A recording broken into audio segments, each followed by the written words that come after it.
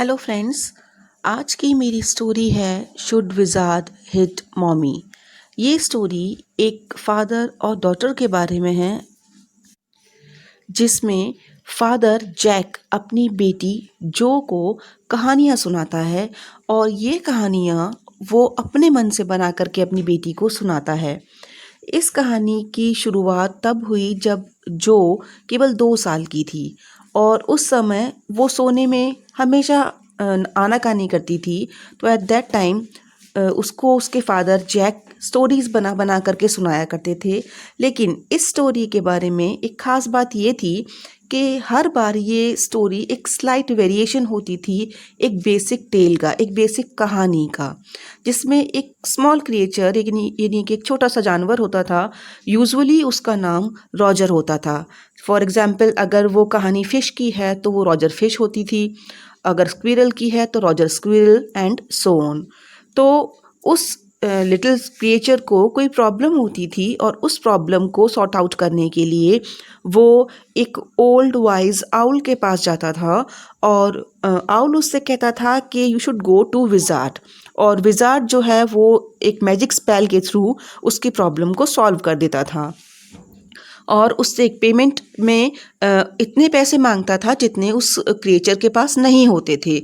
लेकिन साथ ही साथ वो उन पैसों को पाने का तरीका भी उसको बता देता था और उसके बाद वो जो रॉजर क्रिएचर था वो वापस अपने घर पे आता था, अपने जंगल में आता था और बाकी सारे क्रिएचर्स के साथ, बाकी सारे एनिमल्स के साथ खेलता कूदता था। और शाम को वो अपने घर आता था जहाँ पे उसे ट्रेन की विसल सुनाई देती थी जो कि उसके डैडी को लेकर के आ रही है बोस्टन से। और उसके बाद पूरी फैमिली डिनर करती है और उस डिनर का डिस्क्रिप्शन देने के बाद जो उसका फादर है यानी जैक वो स्टोरी को ख़त्म कर देता था। तो आज की कहानी भी ऐसे ही शुरू हो रही है। But the interesting thing in this chapter is कि ये इस कहानी के ऊपर बेस्ड नहीं है, इसका बेस है एक बच्चे की क्यूरियोसिटी और उसके मासूम से क्वेश्चंस जो वो अपनी स्टोरीज़ के बीच में अपने फादर से पूछती है। तो चलिए आगे शुरू करते हैं। यहाँ एक स्टोरी शुरू होती है तो ये लड़की जो है वो इस टाइम सोने के मूड में नहीं है, लेकिन उसके फादर को पता है कि जब तक ये स्टोरी सुनेगी नहीं ये सोएगी नहीं। तो वो उसको कहते हैं कि ठीक है, आप बिस्तर पे लेट जाओ और अपना तकिए पर सर रखो और मैं आपको कहानी सुनाना शुरू करता हूँ। तो आज की कहानी एक क्रिएचर के बारे में है जो कि स्कंक कहलाता है। स्कंक के बारे में इन बच्चों ने अपने स्कूल्स में पढ़ा हुआ है, तो आज ये रॉजर स्कंक की कहानी सुनाता है। और उसकी प्रॉब्लम ये है रॉजर स्कंक की कि उसकी बॉडी में से बहुत बुरी स्मेल आती है जिसकी वजह से वो बहुत परेशान है और इसलिए उस जंगल के क्रिएचर्स उसके साथ खेलना नहीं चाहते। उसकी स्मेल को फील करते ही वो वहाँ से भाग जाते हैं। जैसे ही वो उसको आते हुए देखते हैं तो वो कहते हैं, ओहो, here comes Roger stinky skunk. तो उसका नाम ही उन्होंने रॉजर स्टिंकी स्कंक रख दिया है। और जब वो वहाँ से भाग जाते हैं तो रॉजर स्कंक बहुत अपसेट हो जाता है और वो रोने लगता है।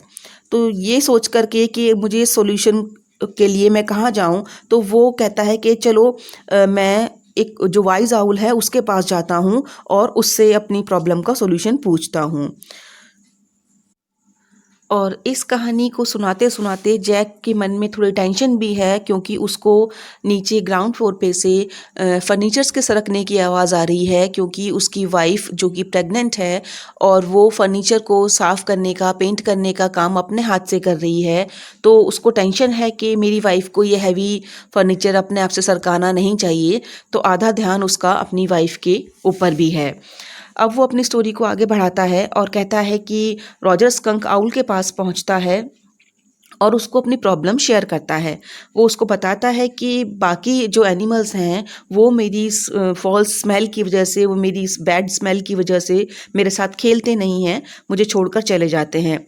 तो आउल कहता है कि हाँ, मैं फ़ील कर सकता हूँ कि बहुत बुरी स्मेल है तुम्हारी, मैं पेड़ पर इतना ऊपर बैठा हूँ लेकिन फिर भी तुम्हारी स्मेल मैं फ़ील कर सकता हूँ। तो वो कहता है आप मुझे बताओ उसका सॉल्यूशन क्या है? तो वो कहता है wizard, you should go to wizard. तो स्कंक पूछता है कि विज़ार्ड ये कहाँ रहता है? तो आउल उसको बताता है कि विज़ार्ड जो है वो एक क्रीक के पास वहाँ पे डार्क वुड्स हैं, उसमें एप्पल ट्री के पास रहता है, वहाँ पे जाकर के आप उसको ढूंढो। क्रीक मतलब एक छोटी नदी। तो वो कहता है कि अच्छा ठीक है चलो। तो वो रॉजर स्कंक जो है वो ढूंढते हुए पहुंचता है, वहाँ पे जाके देखता है कि एक लिटिल वाइट हाउस है, और उसमें जब वो वहाँ पहुंचता है तो वहाँ पे डोर पे नॉक करता है, और अंदर से एक आवाज़ आती है कि कौन है? तो वो कहता है रॉजर स्कंक। तो अंदर से जो आवाज़ आती है वो पर्सन दरवाज़ा खोलता है, वो देखता है कि एक छोटे कद का ओल्ड मैन है जिसकी बहुत लंबी सी वाइट बियर्ड है, और एक पॉइंटेड ब्लू हैट है, यानी ब्लू कलर की उसने एक पॉइंटेड सी हैट पहनी हुई है जो आमतौर पे विज़ार्ड्स पहनते हैं। तो वो कहता है ओह, तो ये है विज़ार्ड।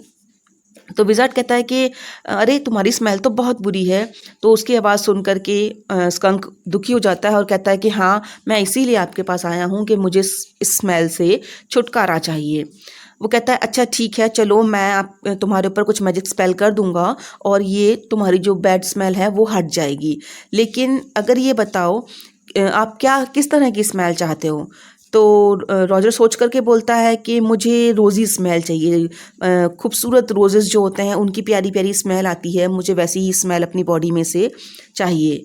तो जो विज़ार्ड है वो उसके ऊपर मैजिक स्पेल करता है और उसको आब्रा डाबरा ऐसा बोल करके उस पे अपना जो मैजिक वांड है वो घुमाता है उसके ऊपर, और उसके अंदर से बुरी स्मेल आना बंद हो जाती है, और कुछ ही समय में उसके बॉडी में से रोजेस की स्मेल आनी शुरू हो जाती है। और ये कहानी सुनाते सुनाते जैक नोट करता है कि जो को अभी नींद नहीं आ रही है, अभी भी उसके नोस्ट्रिल्स कभी फूल रहे हैं कभी पिचक रहे हैं, और उसकी आईब्रोज के अप एंड डाउन होने से उसके एक्सप्रेशंस को वो नोट करने की कोशिश कर रहा है। तो जब वो आगे कहानी सुनाता है तो गलती से वो बोल जाता है कि roses roses Roger fish cried. तो एकदम से जो उसको टोकती है, कहती है डैडी। तो जो जैक कहता है यस, तो कहता है कि Roger skunk daddy, not Roger fish, you said Roger fish. तो उसको बड़ा अपने आप में अजीब सा लगता है। वो कहता है कि हाँ आई एम सो सिली, और वो रॉजर फिश नहीं, वो रॉजर स्कंक ही है। अब वो अपनी कहानी आगे बढ़ाता है, लेकिन उससे थोड़ी सी इरिटेशन होती है क्योंकि बार बार जो उसको टोक करके उसकी कहानी का सीक्वेंस खराब कर रही थी। एनीवे वो स्टोरी आगे बढ़ाता है और उसको कहता है कि विज़ार्ड उससे कहता है कि ठीक है, मैंने तुम्हारी प्रॉब्लम्स का सॉल्यूशन तुम्हें दे दिया है, अब तुम्हारी बॉडी में से स्मेल नहीं आ रही बल्कि रोजेस की खुशबू आ रही है, तो अब तुम मुझे पैसे दो। तो वो कहता है कि आपको कितने पैसे चाहिए? तो विज़ार्ड बोलता है 7 पेनीज। अब रॉजर स्कंक अपसेट हो जाता है और वो कहता है कि but all I have is 4 pennies, और and then he begin to cry. तो उसको विज़ार्ड थोड़ा सा उसको कंसोल करता है, बोलता है कि डोंट क्राई, मैं तुम्हें बताता हूँ कि आप एक काम करो, थोड़ा सा दूर जाओगे तो वहाँ पे आपको एक वेल मिलेगा, उस वेल के अंदर आपको 3 पेनीज मिल जाएंगी। तो रॉजर स्कंक के सुन के खुश होता है, और जब उस गली के कॉर्नर पे जाता है तो वहाँ पे उसको एक वेल मिलता है, उसमें वो झांक के देखता है तो वहाँ उसे 3 पेनीज मिल जाती हैं, और 4 पेनीज उसके पास थे ही। तो 7 पेनीज ला करके वो वापस विज़ार्ड के हाथ पे रख देता है,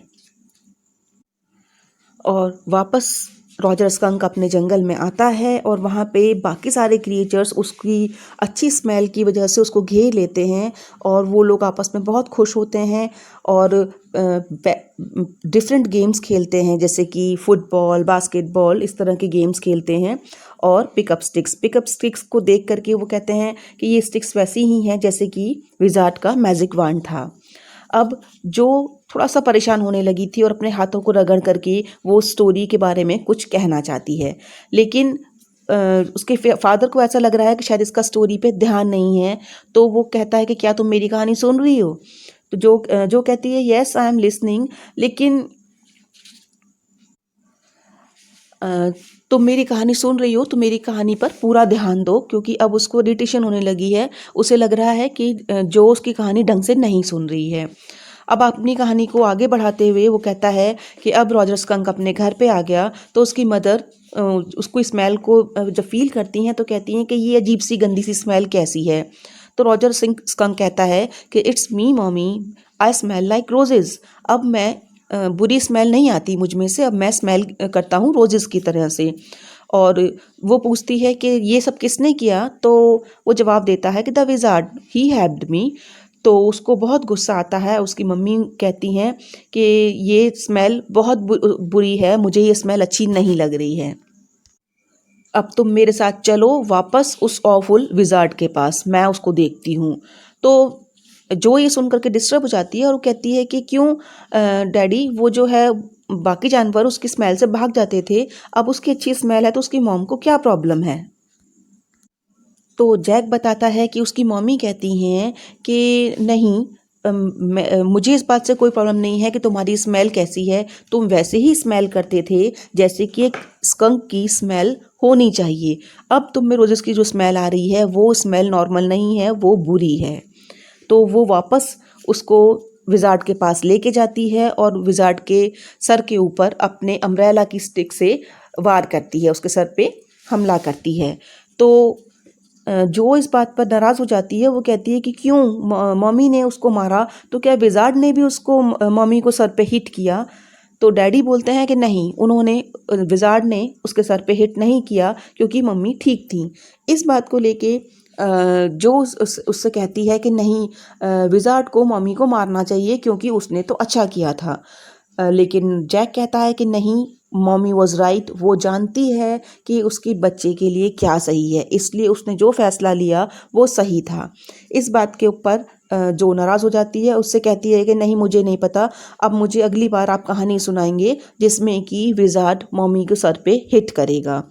तो उसकी ज़िद सुन करके जैक उससे कहता है कि नहीं, I am not going to tell this kind of story. उसको लगता है कि वो शायद अपनी मम्मा के बारे में बात कर रही है कि मम्मा हर चीज़ सही समझती है या नहीं, ये ज़रूरी नहीं है। लेकिन वो उसको समझाता है कि नहीं, जो मॉम कहती है वही ठीक है, वो अपने बच्चे के लिए क्या सबसे अच्छा है वो जानती है और इसीलिए विज़ार्ड ने मम्मी को सर पे हिट नहीं किया। लेकिन जो बात नहीं समझती है वो पलंग पे खड़े होकर के अपने पैरों को पटकने लगती है और कहती है कि नहीं, आपको मुझे नेक्स्ट टाइम यही कहानी सुनानी होगी कि विज़ार्ड ने मम्मी के सर पे हिट किया, means the wizard hit mummy. तो ये थी कहानी। और इसके बाद जब जैक उसको सोने के लिए बोलता है तो वो ज़बरदस्ती आंख बंद करके लेट जाती है और जैक दरवाज़ा बंद करके नीचे आता है। वहाँ वो अपनी वाइफ को देखता है कि वो फर्नीचर को पेंट करने में लगी हुई है और चारों तरफ से पेंट के डब्बे वगैरह से वो पूरा रूम घिरा हुआ है। तो नीचे आके वो थोड़ा सा फ्रस्ट्रेटेड फील करता है कि वो सारी चीज़ें उसको खुद को हेल्प करनी पड़ेंगी अपनी वाइफ को, और वो ये सारी चीज़ें, ये पेंट के डब्बे वगैरह टच नहीं करना चाहता। तो ये थी स्टोरी इस चैप्टर की। आई होप आपको ये स्टोरी अच्छी लगी होगी and if you like my videos please इसको लाइक और शेयर ज़रूर कीजिएगा।